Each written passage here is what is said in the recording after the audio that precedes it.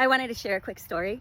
My name is Blanca, and I am currently living in Missouri. I grew up bilingual. I was actually born in Mexico, and I grew up in California. And I've always been fascinated by communication, language, although for many years I was quite scared of speaking out. I was afraid of public speaking. I was just, a shy little girl. And when I got married for the first time, I married someone who spoke only English. And even though he knew that I was Mexican, I was not allowed to speak Spanish. And so I learned early in the relationship that I had to watch what I did. And the second time that I married another man that only spoke English. And once again, lo and behold, he did not want me to speak Spanish or communicate, not even with my family, in Spanish. And when I left Missouri, I was allowed by the court. I had to literally get court permission to leave the state of Missouri because I was involved in a custody argument, in the family court. And I finally ended up getting court permission.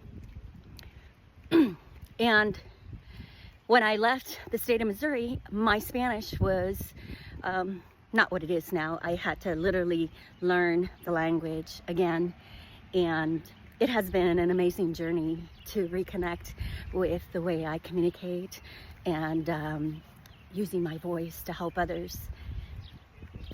But the interesting thing is that second marriage, he also did not want me to speak Spanish. And when I had my two little ones, I wanted to teach them Spanish so that they could also be bilingual. And guess what?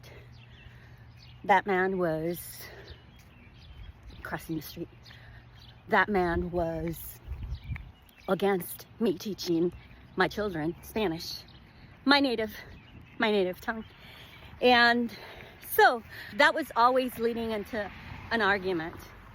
And one of the things that I have learned is that toxic abusers, with narcissistic behavior, they want and love to be in control of everything. So what I realize is that when somebody like myself is able to speak another language other than English, which is what they spoke, they don't have control of the situation. And in Spanish, they say, miran monos con tranchetes. So they literally think that, you're talking bad about them, or you're telling people about the relationship. Now I realize that it was all about control and also a breakdown of your identity, or in my case, what they wanted to do was break down my identity, and so that they can mold you into this puppet that they can control and manipulate at will. Well, needless to say, I'm a rebel. One of the things that I always knew is that I absolutely detest control. And so I didn't fit into those relationships. But by the time I actually knew who I was dealing with, it was a little too late. A lot of details, a lot of things that I learned after the fact. And, these individuals, they basically will do anything to ensnarl you, or they will do anything to trap you into the relationship.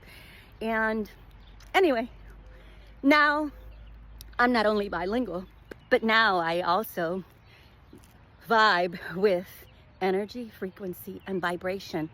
When you connect to your spiritual side with your intuition, it's another level of communication and understanding and understanding. And so anyway,